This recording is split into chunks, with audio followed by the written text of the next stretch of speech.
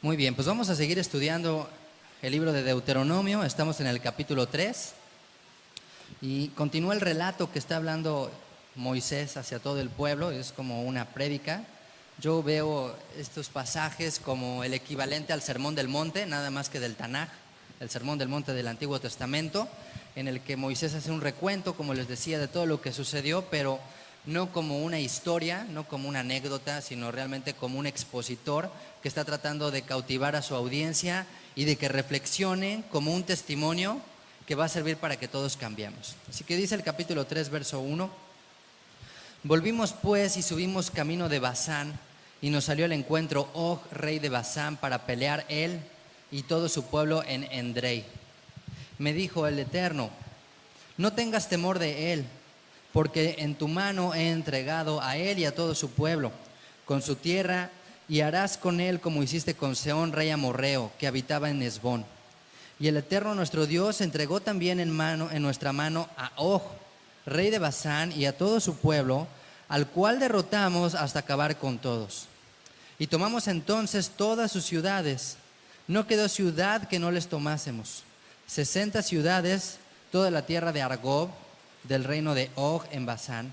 Todas estas eran ciudades fortificadas con muros altos, con puertas y barras, sin contar otras muchas ciudades sin muro.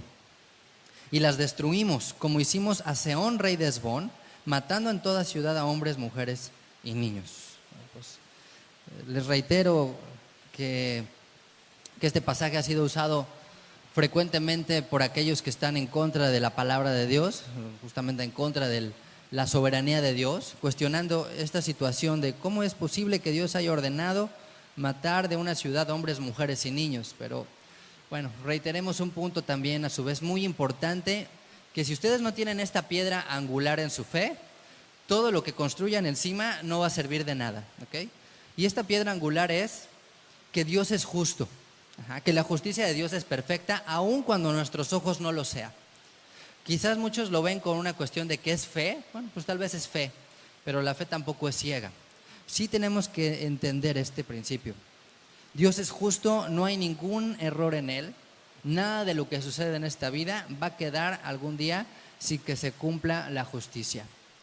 Entonces, bueno, Dios sabe por qué hace todas las cosas, sin duda. Y definitivamente Dios sabría qué habría de pasar con esos niños o con esas mujeres o con esos hombres. Todo tiene un tiempo, todo tiene su hora. Dios le dijo a Abraham que no había llegado al colmo la maldad del amorreo y de todos estos pueblos que estaban ahí. Entonces, bueno, pues todo tenía un límite, y ese límite había llegado para ellos, y pues fue un decreto divino el que llevaran a cabo esta acción tan fuerte a nuestros ojos, y más en nuestra manera de pensar occidental del siglo XXI, de derechos humanos y de tantas cuestiones que hay hoy en día, que bueno, pues no digo que no esté bien justamente el pensar en los derechos de las personas, pero en muchos otros casos es una causa de fuerza mayor. Y Dios sabía que de no llevar a cabo esto, estos pueblos a su vez se iban a seguir corrompiendo, iban a corromper al pueblo de Israel, y simplemente no había redención para ellos. Dice un principio: aquello que no puede ser redimido debe ser destruido. Y eso no ha cambiado para estos tiempos que vemos, que a lo mejor es fuerte. Esto se aplica hoy incluso a una persona en nuestros días, como simplemente una persona muere físicamente, pero si no se arrepintió, su alma en algún momento también va a ser destruida. Entonces es exactamente igual. La cuestión es solamente que aquí lo está haciendo antes. Está cortando la vida biológica, nada más en este caso por orden de Dios. Y otra razón importante, y yo me inclino más a pensar todavía en esa razón, ¿por qué Dios les dijo que destruyera a todos estos pueblos? Bueno, particularmente a Og y a Sehón, es por lo que dice más adelante y lo que leímos con respecto a Sehón, que eran nefileos, que eran seres que se habían mezclado de ángeles, o mejor dicho, demonios, con humanos. Y por lo tanto la genética estaba corrompida. Por tanto no estamos hablando de seres humanos puros como tal, sino de seres híbridos, de criaturas con otra naturaleza que evidentemente iban en rebelión contra Dios. Entonces, no es la perspectiva que a veces se toma de que Dios los aniquiló porque les estorbaba el camino. Por supuesto que no era así. Ya vimos otros testimonios en los que Dios les dice: ni siquiera te voy a dar la planta de un pie, así que no te metas por ahí, ni siquiera los toques, es más, tienes que pagar por lo que tú consumas. Entonces, en este caso tan fuerte, creo que aplican estos principios que les digo: la justicia de Dios, la soberanía de Dios, el saber que no había redención para estos seres o personas, criaturas, como se les llame, y segundo y último lugar, que finalmente pues ya había una naturaleza corrompida. Entonces, cuando esto sucede, la misma Torá, por ejemplo, en el caso de bestialismo y este tipo de pecados, pues decreta la muerte. Entonces, es fuerte, pero pues es un precepto divino, y es por eso que ellos lo llevan a cabo. Y esto que suena muy simple de leer es todo un prodigio, es toda una osadía. Están diciendo que tomaron 60 ciudades fortificadas.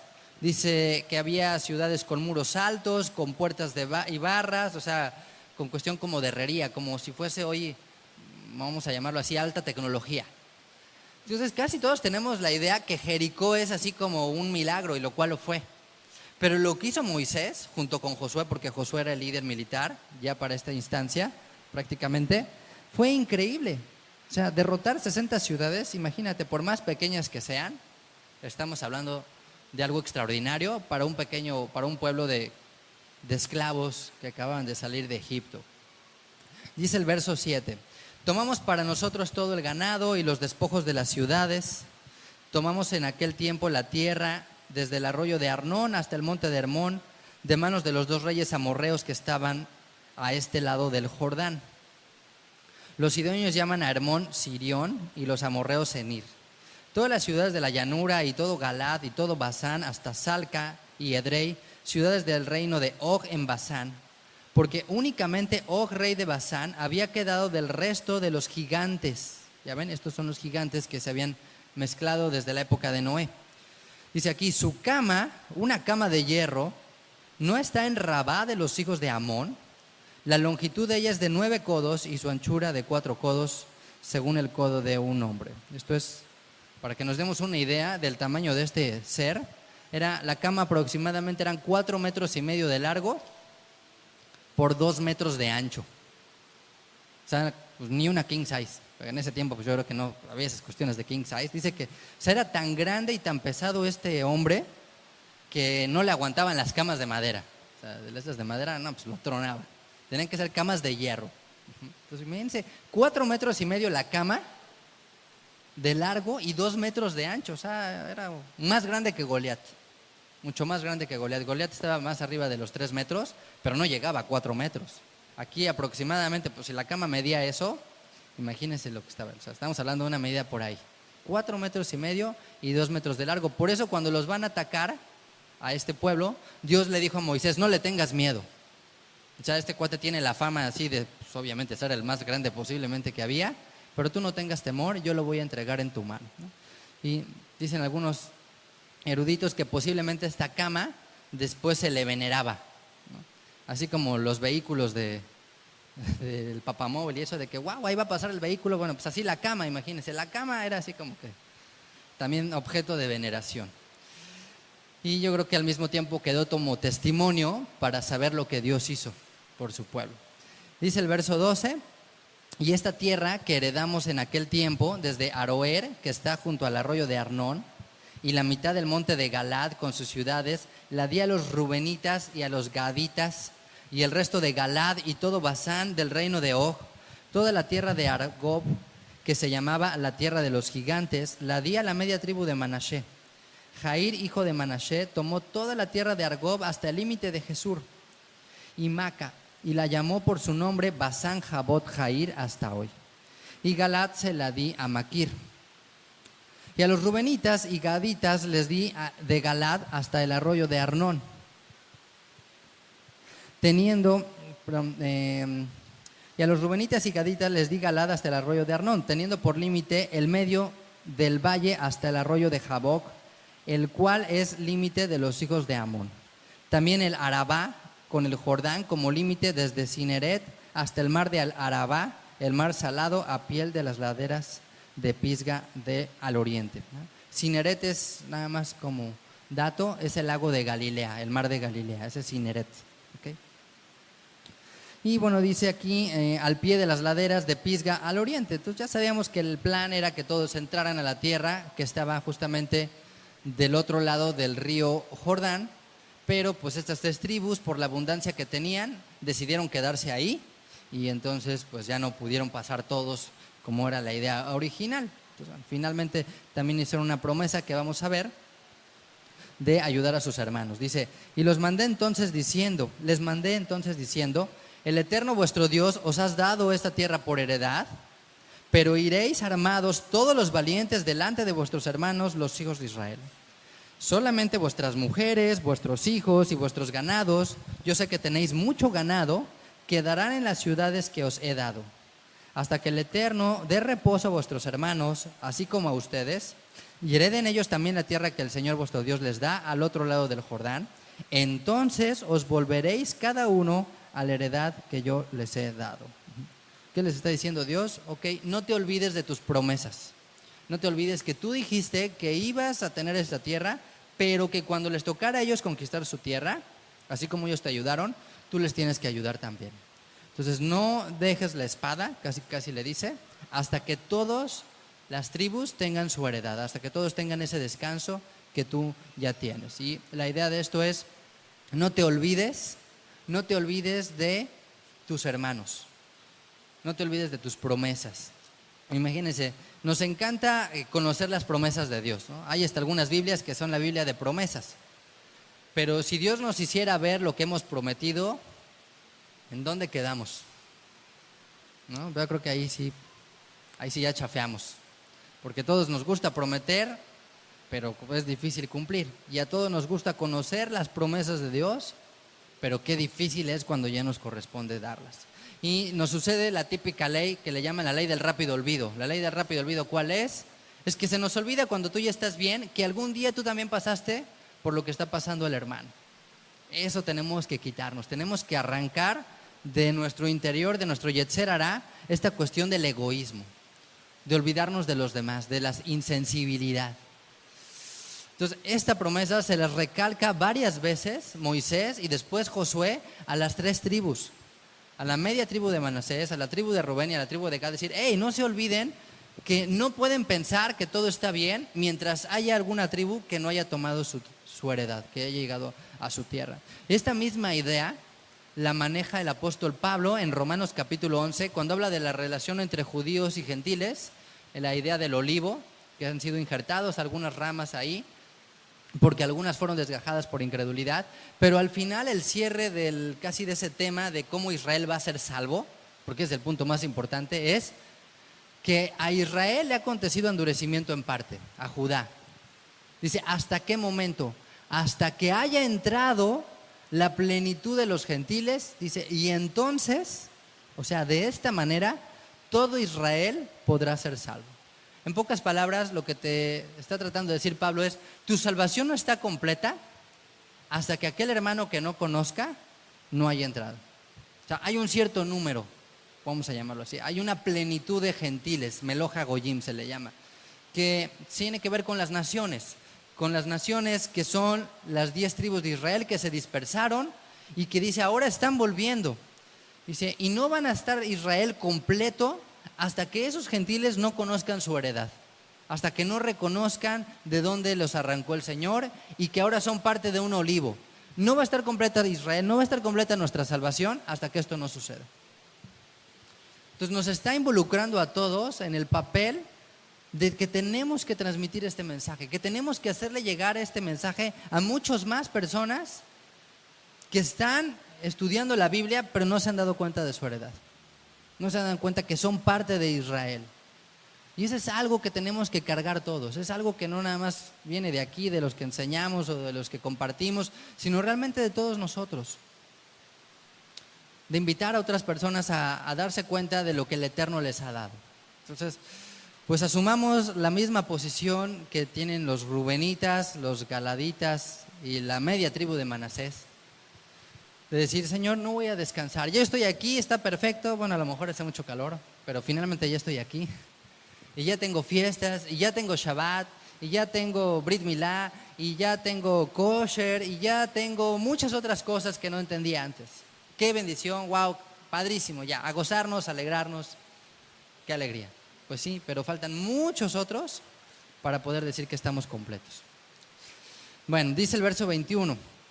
Ordené también a Yehoshua en aquel tiempo diciendo, tus ojos vieron todo lo que Hashem vuestro Dios ha hecho a aquellos dos reyes, así hará el Eterno a todos los reinos a los cuales pasarás tú. No los temáis, porque el Señor vuestro Dios es el que pelea por vosotros. Recuerden, la semana pasada les compartía, a veces tenemos miedo de enfrentar situaciones y se nos olvida que traemos un león delante de nosotros. Si Dios es por nosotros, ¿qué dice el versículo? No, pues no se ve que está aquí, ¿verdad? Si Dios es con nosotros, ¿quién contra nosotros? O sea, ¿quién nos va a poder hacer frente si el león de Judá viene marchando? Pues deja que el Eterno pelee la batalla por ti hoy. Confía en Él, ¿sí? Hemos visto caer gigantes a lo largo de nuestra vida. Hemos visto caer murallas a lo largo de nuestra vida. ¿Por qué no hemos de seguir confiando en Él? ¿Qué habrá que nos pueda poner temor en nuestro corazón? No tendríamos que tener nada. Verso 23 dice aquí, y oré al Eterno en aquel tiempo diciendo, Señor Eterno, tú has comenzado a mostrar a tu siervo tu grandeza y tu mano poderosa, porque ¿qué Dios hay en el cielo ni en la tierra que haga obras y proezas como las tuyas? Pase yo, te ruego, y ve aquella tierra buena que está más allá del Jordán, aquel buen monte y el Líbano. Pero el Eterno se había enojado contra mí por causa de vosotros, por lo cual no me escuchó. Y me dijo, basta, no me hables más de este asunto. Sube a la cumbre del Pisga y alza tus ojos al oeste y al norte y al sur y al este y mira con tus propios ojos, porque no pasarás el Jordán.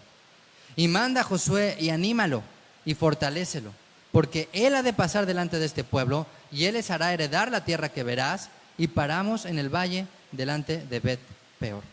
Así que, pues Moisés hizo su última luchita y aquí quedó registrado. Él me dijo, yo lo intenté hasta el final.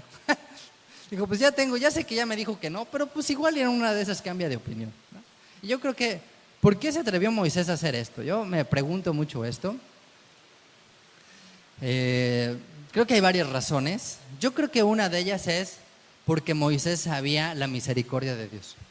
O sea, yo creo que Moisés no hizo mal, aunque aquí dice, Dios se enojó conmigo por su culpa y pues ya me dijo, sabes que tú no vas a entrar, o sea, pero al final le hace su luchita, ¿no? O sea, ya, pues aunque sea ya, su porfis, ¿no? El de porfis, y pues porfis nada, dijo Dios. O sea, dijo, ¿sabes qué? Ya basta, o sea, se molestó Dios y le dijo, se acabó, o sea, no me digas más, ya. Y no nada más dijo, no me digas más, sino ya te mandé yo, que tú eres el que vas a animar a Josué y cumple esta última misión. Entonces, bueno, el atrevimiento de Moisés creo que es por la misericordia de Dios que él sabía que tenía, y yo creo que no está mal intentarlo hasta el final. O sea, yo también pues me identifico con Moisés. A mí luego Dios me dice que no, y yo digo, bueno, ya sé que me dijiste que no, Dios, pero pues a lo mejor en el último, a lo mejor siempre dices que sí, a lo mejor mi corazón no había pedido como debería de ser. Y bueno, pues ya, muchas veces también me he dicho, ¿sabes qué? Ya cállate. O sea, ya no estés lloriqueando, ya mejor, porque si no te va a tocar peor. Digo, bueno, ya está bien. Pero también creo que hay una razón más poderosa, y creo que más bíblica, justamente, de por qué Dios le dijo o le contestó esto a Moisés tan fuerte.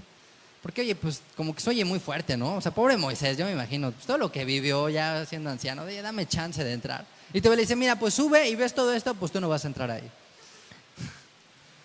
Pero creo que el trabajo de Dios no termina hasta el último respiro de nuestra vida. ¿A qué me refiero? Él nos está perfeccionando. Yo te pido que tú te veas como barro en manos del Creador. Y Él no ha terminado su obra en ti hasta que tú ya estés, hasta que tú des tu vida ya. O sea, así sea en el último instante, Dios va a decir, aquí todavía podemos darle unos retoques a la obra que estoy haciendo. Moisés está a punto de morir y aún así lo quería perfeccionar. Siendo el hombre más manso de toda la tierra, ¿quién diría, oye, qué más necesitaría Moisés para ser perfeccionado? Dice la misma escritura que no se levantó ningún profeta como Moisés después de él, que nunca se levantó nadie. Obviamente sabemos que Yeshua está por encima de él, Pero después de Moisés, dice, no hubo nadie que se levantara como él, con ese nivel de revelación, con ese nivel de profecía, con ese entendimiento de la Escritura. No había nadie. Y aún así Dios le dijo, te faltan cosas. ¿Qué le faltaba? ¿O hasta dónde quería llevar Dios a Moisés? A poder decir justamente lo que se canta en la fiesta de Pesaj, en esa noche. Dayenu. ¿Qué es Dayenu? Dayenu es una frase que se traduce como es suficiente. Nos hubiese sido suficiente. A pesar de todo lo que había vivido Moisés, Moisés quería más. Pues bueno, sí es cierto, el ojo del hombre jamás se sacia. Esa es una naturaleza que tenemos. No nos saciamos. La gente que es inmensamente rica sigue trabajando. Créeme que si ve un billete de $100 lo recoge, ¿no? Nunca se termina el deseo del hombre de querer más. Entonces, bueno, es una naturaleza, pero llega un momento en que Dios quiere que nuestra naturaleza sea perfeccionada, y sobre todo en el ámbito espiritual. Entonces Dios le dijo a Moisés, basta ya, te debe ser suficiente lo que viviste, lo que viste, lo que experimentaste, lo que se te reveló, y decir, dayenu. Ya, dayenu. Entonces no es ser conformista, no le está diciendo a Dios, bueno, pues ya confórmate, sino entiende lo que yo te he dado, entiende los límites que te he dado a ti, tus capacidades, lo que te he revelado, lo que te he dado. Y está contento con eso, porque no hay más dicha, no hay mayor dicha que estar contento con lo que Dios nos ha dado, ¿o no? Por ahí dicen que no es más rico el que tiene más, sino el que necesita menos, pero también aquel que disfruta lo que tiene. El que sabe gozarse con lo que Dios le ha dado, con los hijos, con la esposa, con el trabajo, con el carro, o con el camión, o con sus propias piernas, con lo que tenga, que nos sea suficiente. Y eso se nota en nuestra vida también. O sea, eso lo reflejamos en lo que expresamos, en lo que decimos, en muchas cosas. Y yo creo que Moisés, pues Dios quería llevarlo a un nivel un poquito más alto de lo que ya estaba de por sí. Entonces, si a Moisés le hacía falta algo, ¿cuánto nos faltará a ti y a mí? Y bueno, no te sientas mal.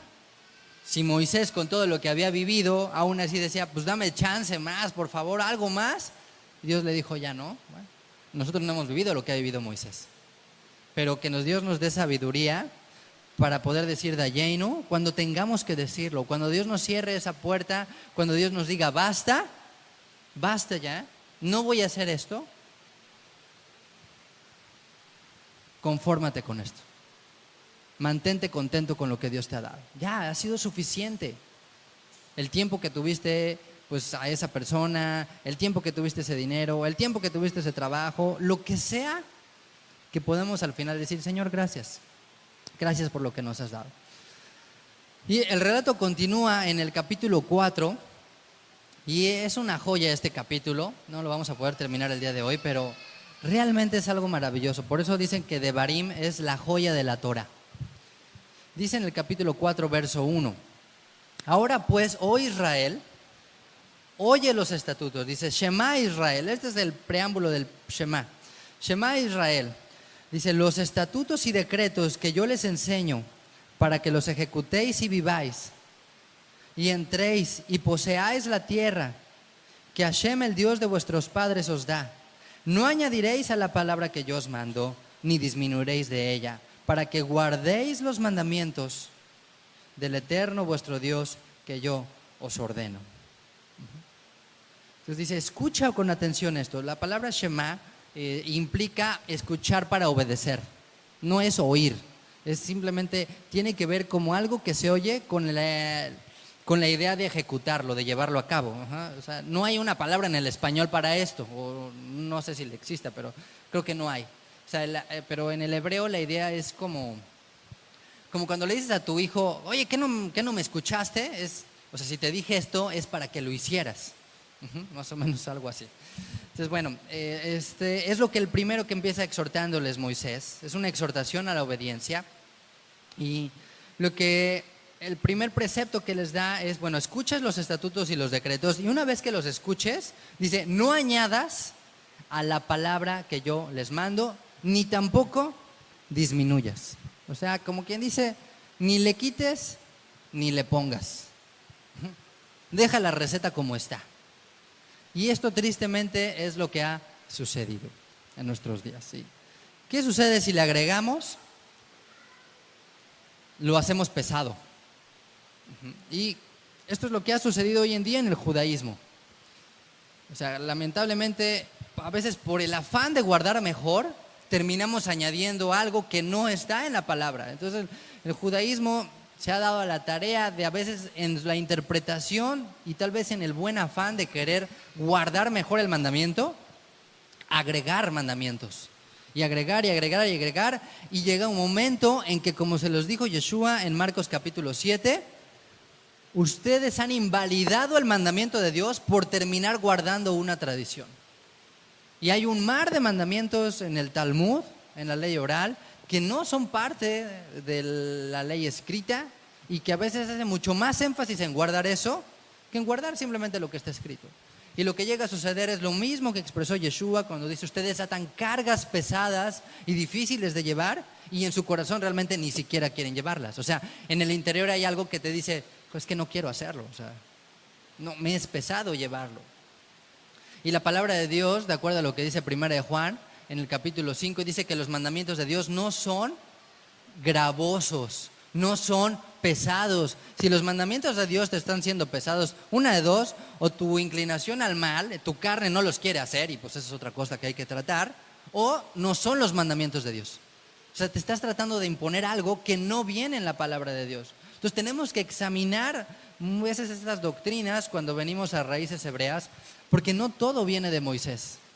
Y en Mateo 23, en el hebreo, lo que implica en la traducción, cuando Yeshua habla con los discípulos, les dice: todo lo que les dijo Moisés que hagan, háganlo. Pero no hagan lo que les dicen ellos, los fariseos, porque ellos dicen y no hacen lo que dice Moisés. Y esto no es nada más del judaísmo, de ortodoxo o jasídico, o sea, realmente es de muchas otras religiones. Cualquier mandamiento de hombre es una añadidura. Uno como pastor puede caer en decirles: y Dios dice esto, y Dios dice que hagas esto, ¿y dónde dice Dios que hagas esto? Ya, no sigue ningún principio de la escritura tal vez. O no hay problema en enseñar algo tal vez que no esté tal cual en la Biblia, pero hay que aclarar y decir: esto no está en la Biblia, pero esto puede ser bueno para tu vida, pero considéralo. Y es ahí donde entra la flexibilidad.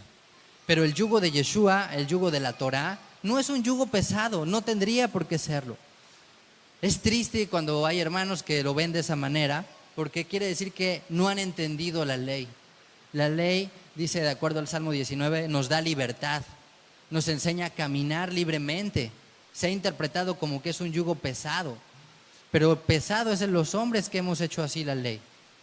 Entonces el primer precepto que pone aquí es: no añadas a la Torah.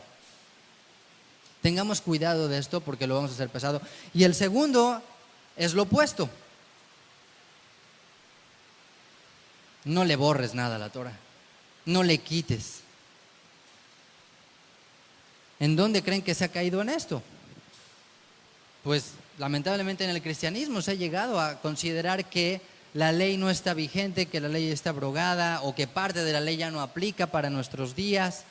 Pero en muchos casos es más bien porque a lo mejor no se ha entendido cómo se aplica o cómo se interpreta para nuestros días. Pero Yeshua dijo en Mateo 5:17, ¿sí se acuerdan o no se acuerdan qué dice? Ese es de memoria. Dice Mateo 5:17, Dios es amor. No penséis que he venido a abrogar la ley y los profetas. Dice, no piensen, o sea, como que no se les vaya a ocurrir, por favor.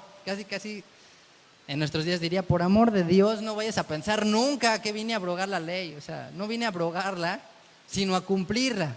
Bueno, no dice así literalmente.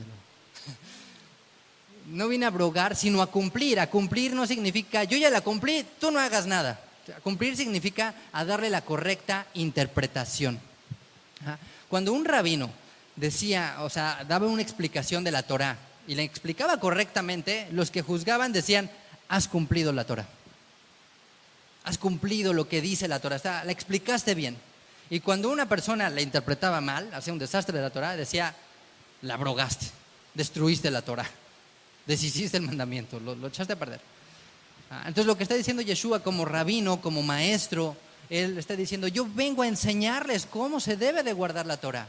Esa es la idea. Entonces cuando disminuimos de ella, estamos disminuyendo también de nosotros la obra que Dios puede hacer por ella. Porque dice en Romanos capítulo 1 que Pablo quería exponer el evangelio a los romanos y dice, no me avergüenzo del evangelio porque es dunamis, es poder de Dios, es como dinamita. Hay dinamita en la palabra de Dios. El evangelio también implica la Torah misma, las promesas que Dios le dio a Abraham y la Torah que Dios le entregó a Moisés. Y eso es capaz de cambiar las vidas. Entonces, ninguno de los dos extremos es el correcto. Por eso el énfasis es no añadas, no quites. Apocalipsis cierra de esa manera diciendo, maldito el que le quite a esto o le añada, porque le va a venir todo lo que dice ahí. Bueno, pues eso sigue vigente para aquel que borra o que aumenta lo que dice la Torah. Fíjense que una de las maneras de comprobar si un Sefer Torah, un rollo, un pergamino de la Torah era correcto, es que se contaba cada letra. O sea, los escribas al momento de transcribir cada pergamino de la ley, al final había alguien que lo revisaba y contaba cada letra de la ley. Wow, imagínate que al final ya terminaste, te faltó una letra, ¿no? O sea, vuélvele a empezar. O sea, no había liquid paper, no había control Z, no había nada de eso. O sea, así que para los del Instituto Bíblico, no se quejen de que, oye, es que no, pues imagínate en esos tiempos. Ajá. Así era el celo de cuidar aún cada letra de la ley. Ajá. Y Pablo toma esta misma idea en Gálatas 3:15, que por cierto es una carta muy controversial, justo el tema de la ley, cuando dice, hermanos, dice, hablo en términos humanos, un pacto, aunque sea de hombre, o sea, aunque sea hecho por las personas, una vez ratificado, nadie lo invalida ni le añade. O sea, Pablo está tratando de explicar justamente que los Gálatas se estaban yendo hacia cosas que no eran la ley. Se estaban yendo hacia un legalismo. Se estaban yendo hacia la ley oral o hacia otras interpretaciones que no eran bíblicas. Y le está diciendo Pablo, oigan, o sea, simplemente piénsenlo en términos terrenales. Si tú haces un contrato con una persona, ya que lo hiciste, no hay manera de cambiarlo. Y yo les he explicado a los que han asistido al fundamento de la ley, o sea, muy simple. Es como pensar en tu contrato laboral. ¿Alguien de aquí tiene contrato laboral? ¿Sí? ¿Alguien de aquí tiene? Yo no tengo nada. Nadie. Oiga, nada más 3 personas. Wow. 4. Bueno, los que tengan contrato laboral. Yo les decía este ejemplo. Imagínate que llegas a Recursos Humanos el día lunes y les dices, oigan, pues quiero hacer una revisión de mi contrato, lo cual es tu derecho, y lo empiezas a checar y ves ahí, y tú sacas tu plumita y le empiezas a agregar unos ceros al sueldo y sacas un corrector y le empiezas a borrar los días de descanso y ahora te agregas días y te modificas otras prestaciones. O sea, ¿qué te va a decir la persona que está ahí? Estás loco. O sea, ¿tú crees que esto va a aplicar? O sea, ¿tú crees que se va a poder dar esto que tú estás haciendo de porque le agregaste un cero, el cheque te va a llegar con un dígito más? Te van a correr. Es más, eso es ilegal. Lo mismo sucede igual en un contrato de compraventa. Si tú ya firmas un contrato, un pagaré, lo que sea, pues después no vas a poder cambiarle aunque tú quieras. ¿Qué dice? Ilegalidad. ¿Acaso podremos hacer lo mismo con la palabra de Dios? ¿Podemos pensar que le podemos borrar ciertas cláusulas y después decir que porque Jesús ya lo hizo y entonces yo ya no lo hago, pero unos sí y unos no, y algunos dicen que estos sí y otros dicen que estos no? O le podré agregar porque a mi manera de entender no está claro y entonces no vayan a confundirse. Y estos que son reburros porque dicen, no, pues es que hay que explicarles mejor, entonces hay que ponérselos mejor estos mandamientos como de Dios porque si no los transgreden. Pues tampoco. Si no se pueden en términos humanos, mucho menos se pueden en términos celestiales. Si la Torah, si la ley de Dios es como la constitución de un pueblo y es celestial y es inspirada por ella, pues quiere decir que es perfecta. Si la constitución de hoy en día es difícil modificar o no, ¿será fácil cambiar una cláusula de la constitución, un artículo? todo este tema que de las reformas y que todo lo que se ha hecho y que bueno, todo el mundo le echa la culpa, es que no me dejaron hacer esto, es que yo quise cambiar esto de la ley y no me dejaron, y es que si se cambiara esto de la ley todo esto cambiaría, y entonces es un debate y es una polémica por esta situación. Bueno, si es difícil en el ámbito humano, ¿cómo vamos a llegar a la corte celestial a decirle: Dios, yo creo que tu ley está mal, yo creo que la Biblia está muy gruesa, por eso la gente no la lee, porque pues es que es un libro totote de este pelo. Oye, pues vamos a quitarle unas hojas y prum, prum, prum, prum, y la empezamos a arrancar? No podemos hacer esto. No podemos hacerlo de ninguna manera, ni en nuestro interior. O sea, ¿a qué me refiero a nuestro interior? Que en nuestro interior a veces, nuestra inclinación al mal nos quiere engañar y nos quiere hacer creer que hay ciertos mandamientos que no tendríamos por qué guardarlos. Y eso es disminuirlo también en tu interior. Y tenemos que ser honestos. Ahora, ¿qué es lo que sucede si modificamos esto? Le quitamos lo perfecto a la ley. Porque dice el Salmo 19:7, la ley del Señor es perfecta, que convierte el alma. La ley del Señor es perfecta, que convierte el alma. En pocas palabras, cualquier cosa que tú modifiques que es perfecto, lo vas a alterar, lo vas a echar a perder. Está diseñada como está creada, como está dada, como está escrita, así es perfecta. No le muevas, no le quieras agregar. Es como si, ¿sabes qué? Esta es la receta para preparar esto y pues no sabes nada de cocina, ni tienes la menor idea. Y tú dices: ay, pero pues ¿sabes qué? Yo le voy a echar un poquito más de orégano y un poquito más de sal y le voy a quitar esto. Empieza a mover. Cuando lo preparas dices: qué porquería, esto no me sirvió. Pues claro, porque no seguiste las instrucciones, porque no seguiste la receta. O un doctor igual. Las palabras de Dios son vidas, son para nuestra salud espiritual y para nuestra salud física también. Entonces, si a nosotros se nos ocurriera cambiar la fórmula de un medicamento o cambiar la receta que nos dice el doctor, ¿tú crees que te va a dar los mismos resultados? ¿Podremos echarle la culpa al doctor así? Y echarle en cara: no me curó, me sentí muy mal, no sirvió de nada, devuélvame mi dinero o lo que fuera. No seguiste nada de lo que te dije. Oye, yo te dije que 3 veces al día, o que tal cosa no comas, o que no seguiste, pues entonces, pues ahora vienes más enfermo que antes. Es lo mismo que le decimos a veces a Dios, porque no confiamos en lo que está ahí escrito y que lo que está escrito es suficiente. Les digo que a veces en nuestro interior también queremos buscar algo más allá que la palabra, porque a veces es falta de fe o simplemente es ganas de querer ir más allá de lo que está aquí. Entonces la pregunta sería: ¿es toda la Biblia de Dios inspirada o no? ¿Es toda la escritura inspirada por Dios y útil para enseñar, redarguir y todo esto? ¿O solo unas partes no? Pues es toda. Si no, pues honestamente tendríamos que decir: pues arranquémosle hojas, ¿no? La acabamos de leer más rápido, la estudiamos más rápido. Pero si no es así, pues confiemos en que lo que está escrito es para nuestro bien y vivámosla toda en la medida que podamos hacerlo, en el entendimiento que podamos, en la medida que vamos conociendo más fácil es aguardarla, más fácil es aplicarla, más fácil es entenderla. Dios no nos dio la ley como un yugo pesado, no es su deseo hacernos la vida imposible, para eso no nos dio la ley. Al contrario, no quiere poner en ti así como que: híjole, antes estaba difícil, ahora más difícil. No, lo hace por tu bienestar, por nuestra propia vida. Dice el verso 3: vuestros ojos, les está hablando Moisés, vuestros ojos vieron lo que hizo el Eterno con motivo de Baal-peor, que a todo hombre que fue en pos de Baal-peor destruyó el Eterno, tu Dios, en medio de ti. ¿Se acuerdan este incidente de Baal-peor? Que hasta el nombre suena así como que estuvo muy feo. Fue en los que fornicaron con las moabitas. ¿Se acuerdan que de repente, después del episodio con Balaam, que no pudo maldecirlos, pero les pasó así como por abajo del agua el tip a los moabitas? Dijo: pues llévenle unas chavas y con esto se corrompen. Entonces llegaron las moabitas y ahí los conquistaron.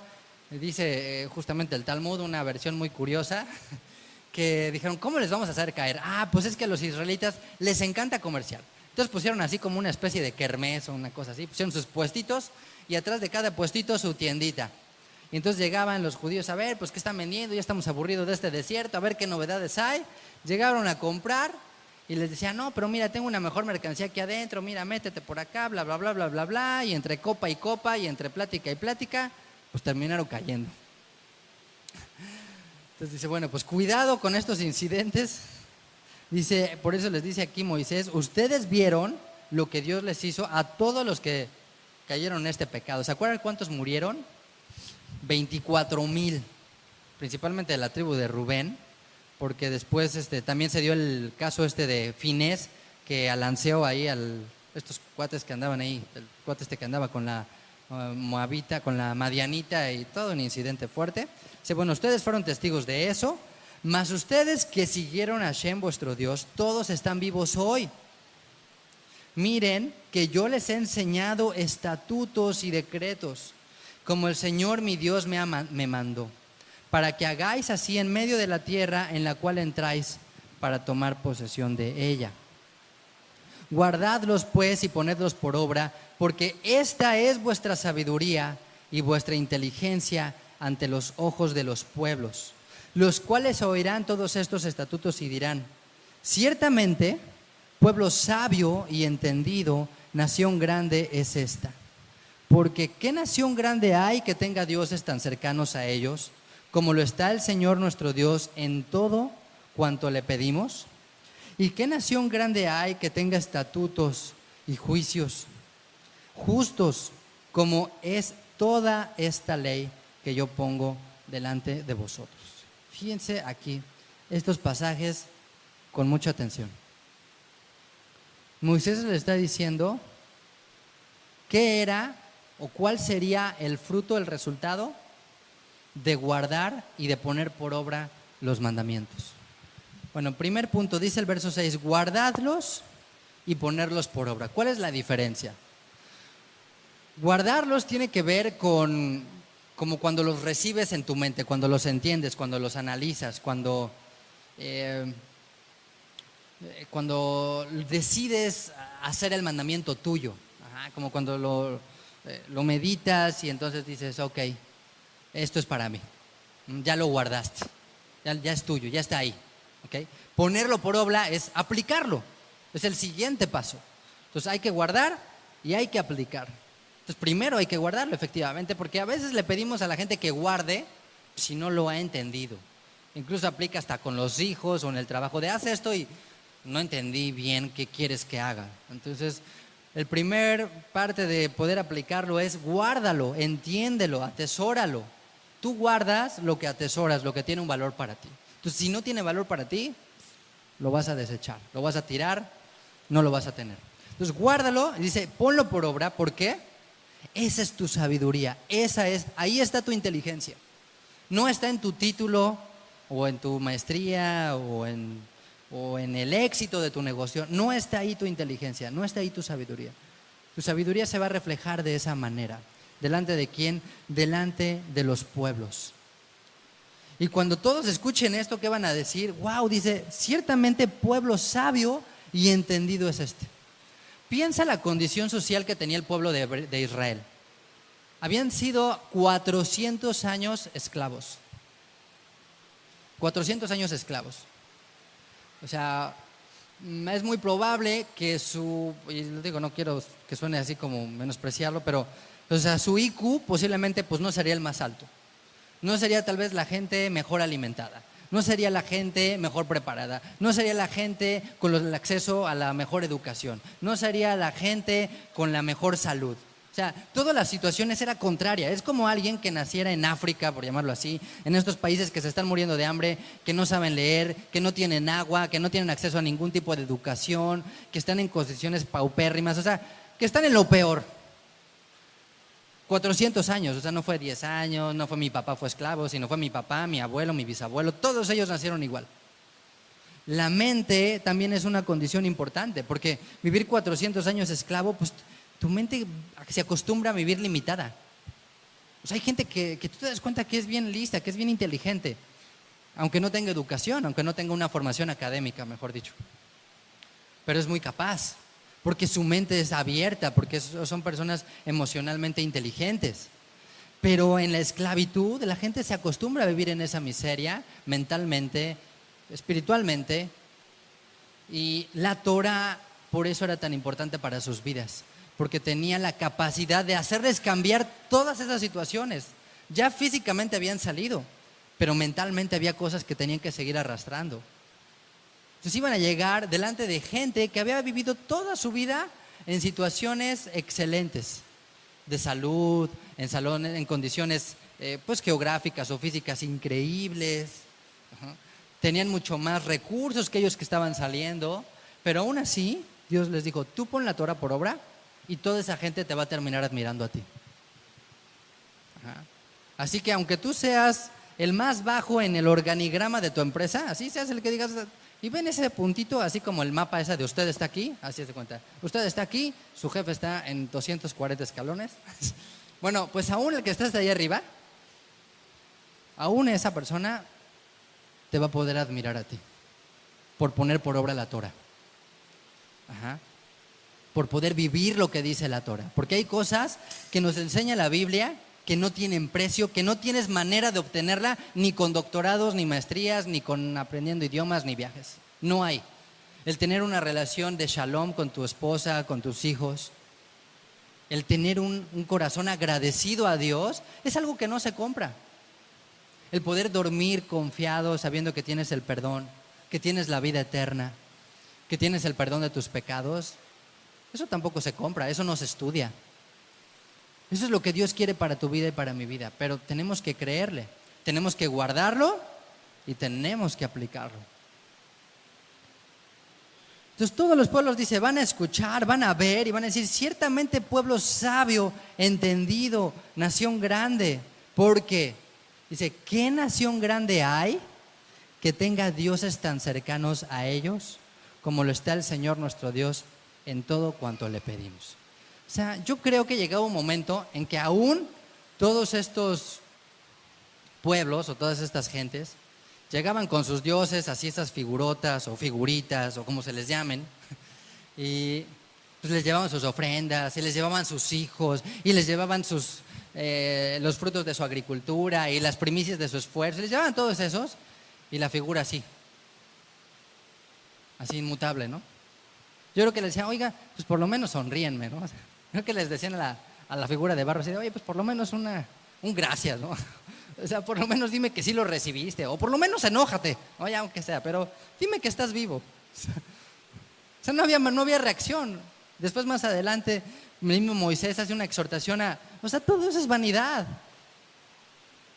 O sea, no puedes comparar un Dios vivo que se ha manifestado hasta matándolos, si tú quieres, o sea, hasta en esa severidad de saber que está al tanto de nosotros, con esas figuras de piedra y barro y pintura y de todo lo que tú quieras. Es incomparable. Pero yo creo que aquí habla incluso de esa sensibilidad que todos en nuestro corazón tenemos y necesitamos. O sea, el hombre necesita creer en algo. El hombre necesita creer en un ser superior. Eso lo puso Dios en su interior. Entonces todos tenemos una naturaleza hacia buscar algo espiritual, hacia buscar a Dios. Pero dice Dios, los dioses de las naciones son vanidad, son vacío. Crean en el hombre un vacío todavía peor, porque de por sí ya está el hueco en el corazón de Dios. Lo que hace es que hace ese hueco más y más y más y más y más profundo de llenar.